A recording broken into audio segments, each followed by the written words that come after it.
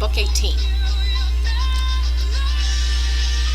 The true town beggar arrives at the palace and is angered by the presence of a new beggar, the disguised Odysseus. The town beggar named Iros tells Odysseus that he is ready to fight him if he is not willing to leave, and Antinous then remarks that this could be a new sport, pitting beggar against beggar. Odysseus, still disguised as a beggar, says he will fight Iros if the suitors promise not to interfere and cause him to lose without a fair match. They agree, and Odysseus, empowered and filled out by Athena, shows off his powerful frame, intimidating the beggar Iros. Once the two men are in the ring, Odysseus questions if he should kill the man in one punch or just knock him out.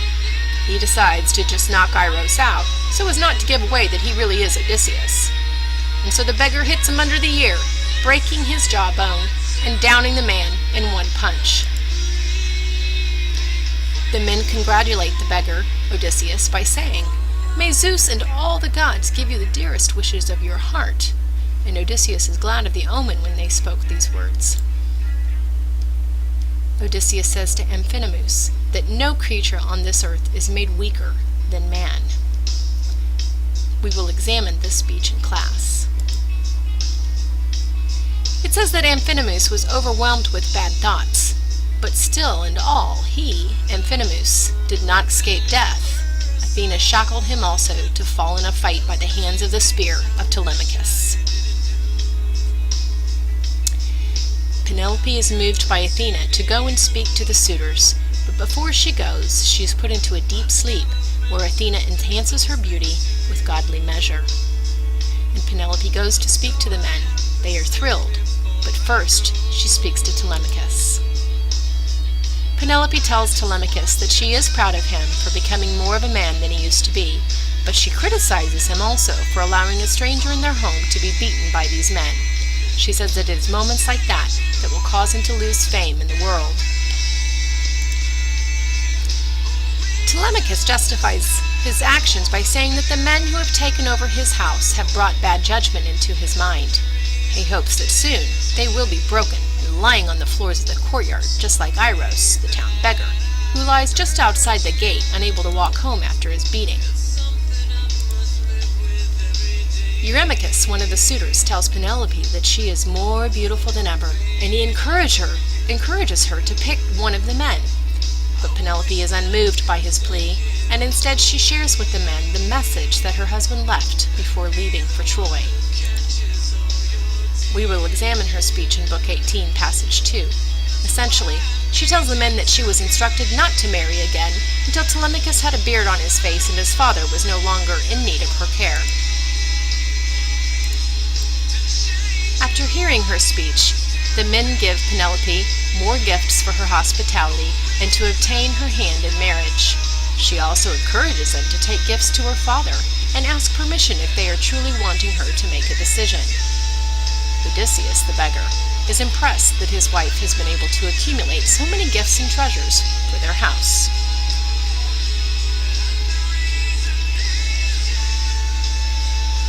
Odysseus, still disguised, ironically says to the maids that they must miss having their master around since he has been gone for almost 20 years. One of the maids, Melantho, says that he clearly must be new to town if he thinks that they are all so distraught about the absence of Odysseus. She reveals that while Penelope is in her chambers, her maids are making nice with the suitors. Melantho mocks Odysseus and says he should go to the poorhouse where he belongs.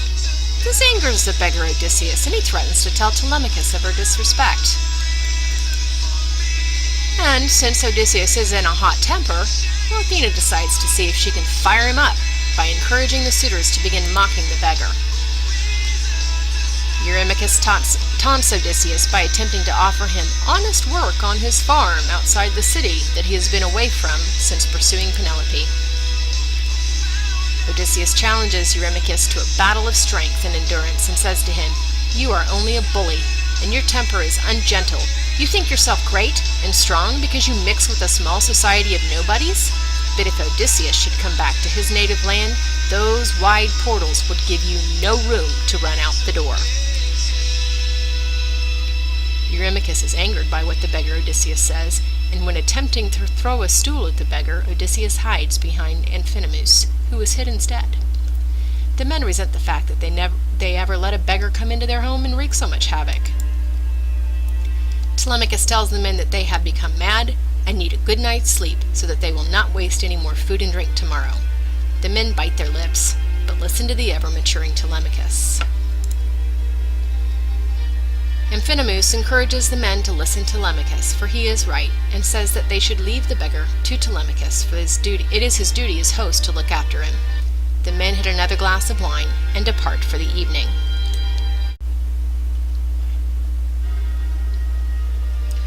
In your composition notebooks, please take the following notes for Book 18.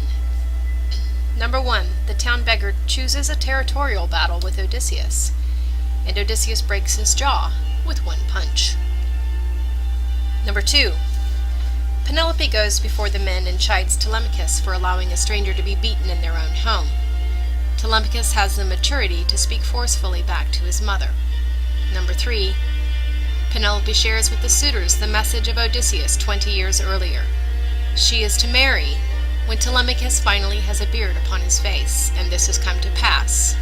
The men begin vying for her and laying treasures and gifts at her feet to sway her. Number 4.